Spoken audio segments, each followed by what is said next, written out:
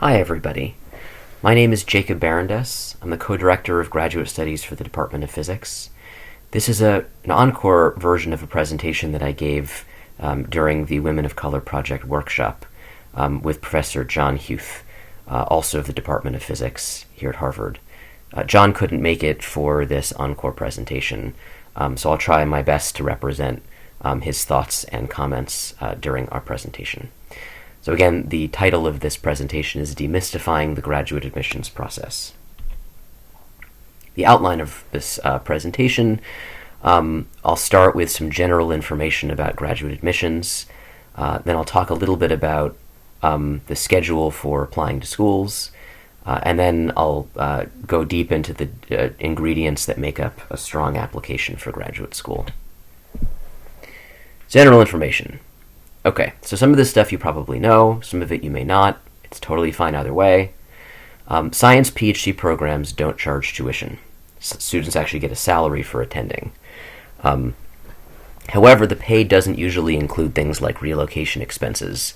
The pay is not enormous, and so that can be a challenge for some students. It's one reason why students should apply for external fellowships if they're eligible for them. There's really an alphabet soup of different fellowships. There's the National Science Foundation Graduate Research Fellowship Program, and the Department of Defense NDSEG, that's the National Defense Science and Engineering Graduate Fellowship Program. These are two really big ones. They cover a lot of different areas of science. They provide a lot of funding, and the funding is multi-year. Depending on one's area of science, one might be eligible for something like one of the NASA fellowships, especially if you're working in an area closely related to astronomy. NIH, National Institutes of Health, has fellowships, and those are geared a little more toward people who are working on something that has some connection to biology or applications to medicine. And then there are somewhat smaller, more specific fellowships. The AAUW, that's the American Association of University Women Fellowship Program, and the Ford Fellowship Program. The AAUW is specifically for women who are interested in pursuing scientific careers. The AAUW is particularly important because some of its fellowships are open to students who are not American citizens or permanent residents, whereas a lot of the other fellowships are. The Ford Fellowship is specifically to increase diversity in scientific careers, and also provides quite a bit of funding. We've had students who've won the AUW and the Ford. The Ford does require citizenship or permanent residency, but they've also opened it up to students with DACA status, as well as refugees and students in certain other categories. Why apply for fellowships? Well, in some cases it can mean more money, but in general, one of the benefits of applying for fellowships is just the process of learning to apply for fellowships, learning to sell yourself in a credible way is really an important skill. Most of the fellowships make their announcements about the winners after the graduate admission cycle is over. So unfortunately, your status of winning a fellowship generally doesn't have a direct impact on your odds of getting into graduate school, at least if you apply for graduate school the same year that you're applying for these fellowships. But another advantage of having a fellowship is if you're bringing in external funding, it may make it that much easier for a professor's research group to take you on, knowing that you have your own funding and won't require a lot of funding coming from the group. So I do encourage you to take a look at these. The most important thing to tell you, though, is to really look at their websites and look at the deadlines and make sure that you make a timeline and don't miss applying to some of these things. Some of the fellowships, especially the U.S. national fellowships, are very, very strict about deadlines, including your recommendation writers. So it's really important to make sure that everybody gets lots of reminders and gets everything in on time. Okay, so what about graduate admissions? Well, admissions committees consist of professors in various subfields. If you're applying to a program in chemistry or applying to a program in physics, the committee is not going to be made up of professional staff members who just do admissions all the time. The committees usually consist of a group of professors. Sometimes the committees rotate which professors are on it each year. But generally, it's professors, the ones doing research, the ones looking for students, and they have a lot of subject-specific expertise in the area. They've looked at many applications. These are the people you're trying to convince that you'd be a good bet for graduate school. So what does grad school look like? Well, it depends on the school, it depends on the field. So these are sort of general statements, but for PhD programs, which is what I'm mainly be talking about here, generally there's coursework that occupies a significant part of the first year or so, depending on the program. Some have less coursework, some have more. And then after about a year, and change of coursework, primarily what you'd be doing is research, and probably some assistant teaching as part of your PhD requirements. There is also generally a qualifying process, which is unfortunately another set of challenges to overcome once you're already in a graduate program. The qualifying process, it does depend on which school you go to and also on the field. Some places it consists of sitting exams. You sit and you write exams. In other schools, it consists of courses you have to satisfy, or some combination of the two. Maybe a school will have written exams you have to take, and if you either don't want to take them, or in some of the exams things don't go as well as expected, then you would take a course instead. There are still some schools that use the qualifying process as a way of filtering out students that they don't think will succeed. I have found that tendency has decreased over the years. More and more schools look at their qualifying processes more as a way to run a diagnostic and figure out how a student is doing, and then hopefully go in and help a student if there are areas where they need some assistance. Anyway, the typical duration of a PhD program in the sciences is around 6 years or so, plus or minus 1 year. It's maybe a little shorter in some fields, a little longer in others. But there is no fixed amount of time. It's done when you finish your thesis and your defense. A little bit about the admission schedule. So, the process of applying kicks into gear summer or the fall leading into, and I put your senior year if you're planning to apply to graduate schools during your senior year. If you're planning on taking a gap year and you're not going to apply your senior year, then this would be the summer or fall immediately after your senior year. But in any event, the summer or fall preceding when you would be applying for the graduate programs.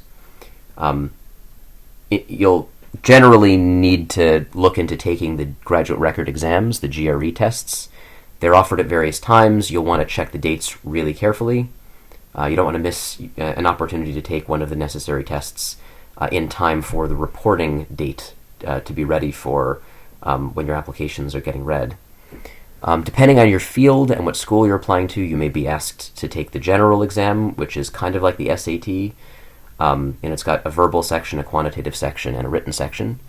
Again, depending on your field, you may also be asked to take a subject test, a test that's specific to your area, like physics GRE or the math GRE. So, some programs make this optional.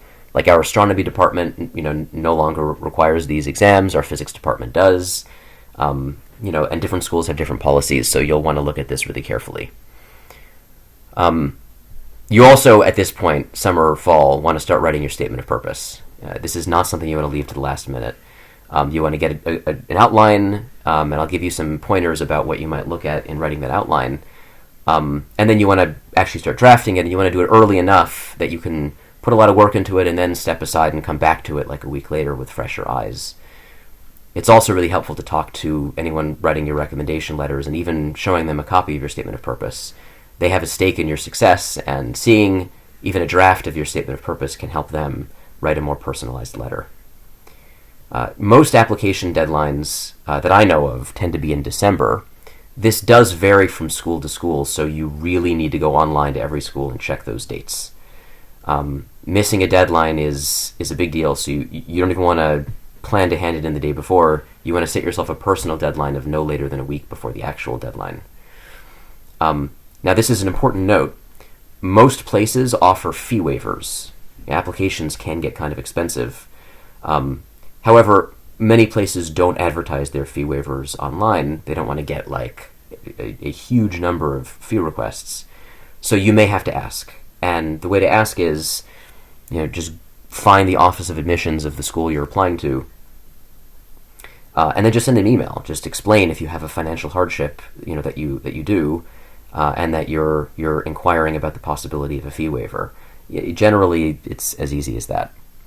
Then in January and February is typically when students hear back. Larger schools tend to take longer to get back to students.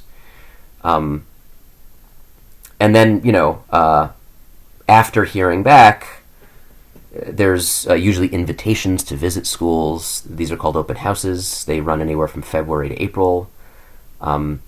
Will often pay for you to travel, and they'll lodge you, and it'll be an opportunity for you to get to see the department up close and get to meet people, get to meet other students who've gotten in, current students, staff members, faculty, and get a sense of the place. And I highly recommend taking advantage of that opportunity. April 15th is the deadline for students to respond, to reply to the offers they've received. There's a common deadline that all the schools have agreed to. So that's the last key deadline for the admissions schedule to be aware of. Okay, so what are the ingredients of the application? What are admissions committees looking for? Well, I think one way to frame this is to think about what success in grad school looks like. Admissions committee members want to admit students whom they think will be successful. They don't want to admit students they think are not going to be successful.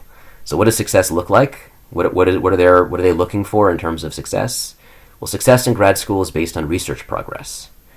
And this is important for you to know. Right? One of the goals, the primary goal of the application that you write, is to convince the admissions committee that you like research, that you have a track record, you have experience doing research, and that you're good at it. You need to get that message across to them. That said, before starting research, like I said, there may be classes or qualifying exams. So you'll also need to convince the committee that you can get through those initial steps. The research really is the most important thing, but if there are serious questions about whether you can handle those classes and tests, then you won't be admitted because they'll be worried you won't be able to get through that initial phase. So one important ingredient on the application, and this is more toward the course question, is your transcript.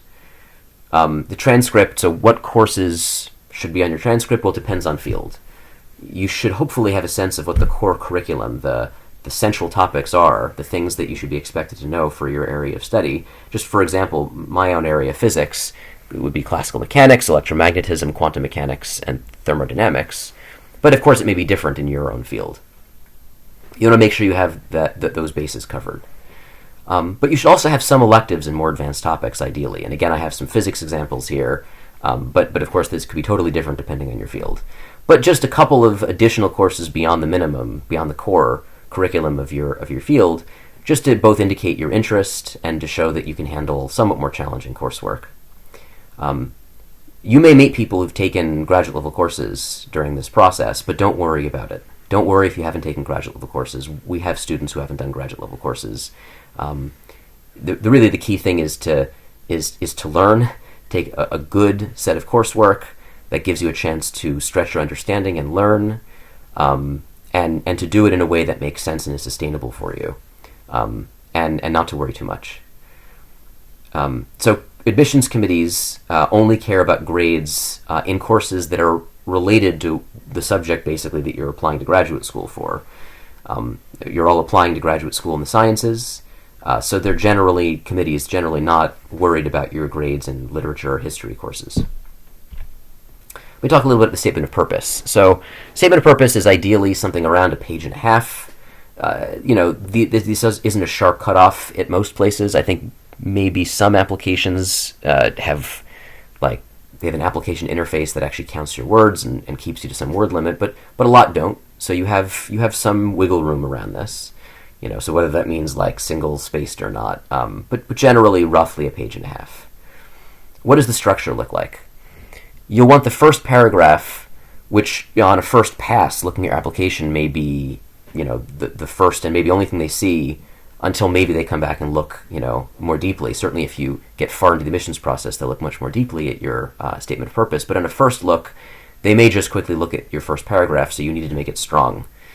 The first paragraph should be a brief summary of your background and interests, ideally, in like 5 sentences, plus or minus 1 or 2 sentences. Not super long, but enough to get across what you need to. You want to get across your background and your interests. You don't want to talk about your childhood. You don't want to talk about poetry. You don't want to, use this for metaphors. You want to be, clear about what kinds of stuff you've done scientifically and what you think you'd like to do. And you want to do it in a way that, ideally is somewhat memorable, that stands out. Exactly how that works depends on the student. There is not, a one-size-fits-all answer to this. The main body of your statement of purpose, generally a good way to think about this, and this is also really good for writing an outline beforehand, is you want to have like a chronological discussion of your research experiences. Like for each one, what problem you addressed, advisor you worked with, techniques, what challenges you overcame, any results that came out. Doesn't have to be publications. We have students who are admitted don't have any publications, but ideally, you learned something, there was some data, something, came out of this. And then what you learned more generally from this experience. And you want to, have something like that for each major formative research experience that you've had. This is your opportunity to show the committee that you have experience with research, that you like it, and that you're good at it. You can make progress on it. And then the final paragraph, you have 3, 4, I don't know how many body paragraphs, it depends. But your final paragraph at the end, this is the part that's tailored to each school. And you describe, where you want to go from here, what kind of research you would like to do, and it should make sense, given the research experiences you've had before. This doesn't mean you have to stay in exactly the same field, but, if it were totally a random new direction with no explanation, that would be confusing. So if you are considering switching directions or you're not totally sure what you want to do, that's okay, but you just want to make sure that this makes sense. And then as you go into this paragraph, you want to ideally talk about faculty members at the particular school you're applying. And again, this is the part that should be different for each school, and double, triple check that you send the right essay to the right school. But this is where you maybe name a couple of faculty members, ideally 2 or 3, and you talk a little bit about what they're working on and why you think it might be a good match for you. And for this, you might have to do a little bit of looking around of websites. Just bear in mind, faculty websites are not always up to date, so you may have to go to the archive, the preprint archive in your particular scientific field, and just see who's working on what, look up faculty members, see what kinds of things they're working on, and ideally learn a little bit about it so that you can say a little bit about why it's interesting to you, why you think it'd be a good match. This is a really important opportunity to signal to the committee that you have a general understanding of your field, who's working on what, and that the things you want to do are feasible and make sense. I also have some general comments about the statement of purpose. You need to be organized. Organization really, really matters. You don't want to waste space. You don't want to use any of the precious space you have to go off on tangents. Again, you don't want to do metaphors or things like that. You want to be clear and straightforward. Make sure your grammar's good. Clarity is really important. You want to use the right level of terminology. And how much is the right level? It depends on field. This is where getting outside feedback from a mentor or maybe a recommendation letter writer is really helpful. But you want to sound as much as you can, and this is sort of the general theme of this. You want to sound like you're in the know, like how people communicate in your field, and you want to sound like that. So it's a strong indication. It signals to the committee that you're someone who's like a good bet. The tone overall should be mature. A little bit of enthusiasm is okay. I mean, you're interested in science. That's why you're applying to graduate school. But you don't want to be hyperbolic. You don't want to be too enthusiastic. You don't want to have exclamation points everywhere. Try to avoid cliches, like, oh, I learned that research is important, or something like that, or metaphors, or sounding naive. You want to sound like someone who's a mature person who's learning to do science and, is getting a grip on the field. So you don't want to talk about, I want to do this because I'm going to cure cancer someday. I mean, maybe you will. I hope you do. But saying that in an application makes you sound a little bit pie in the sky. Start writing early, like I said. Look back at it after taking breaks and show drafts to professors. Make sure you get candid feedback. It's better to get critical feedback from professors you trust way early on before you send your application in to be reviewed by committees. So about letters of recommendation. Generally, committees expect 3 letters, ideally from research supervisors. Not everybody has 3 separate research experiences that they've been involved in, so it might be difficult to get 3 letters that are all about research experiences. Ideally, the letters are coming from people who led your research group. Generally, a professor, or if you're working in industry or for a national lab, this could be a chief, project scientist. But someone who leads groups of people working on scientific research and has done it for some time and can really comment on your abilities as a research scientist. And if you don't have enough letters of that kind, it's okay to have 1, maybe 2 letters from people you did really well in their classes, or who were academic mentors to you in some very significant way. Research letters are a little more important, again, because of what committees are looking for students in graduate school. But it's okay if you have, there's a class you did really well in and you stood out and they know who you are. That letter can also be helpful.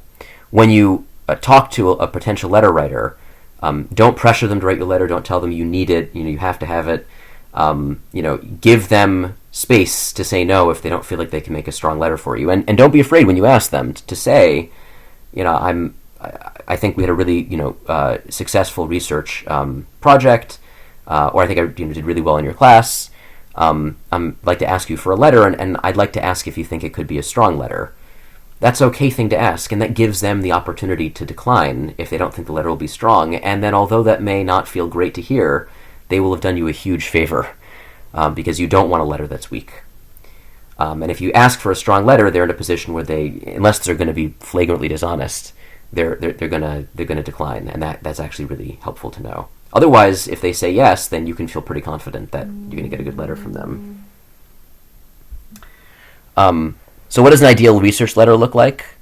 An ideal research letter is, something like, the student was creative, learned quickly, good communicator, good working with their hands in the research project, a welcome team member, already operating like a graduate student. Now, you obviously can't make a letter like that yourself, except, as you have research experiences, to try your best, the best you can to do really, really good work.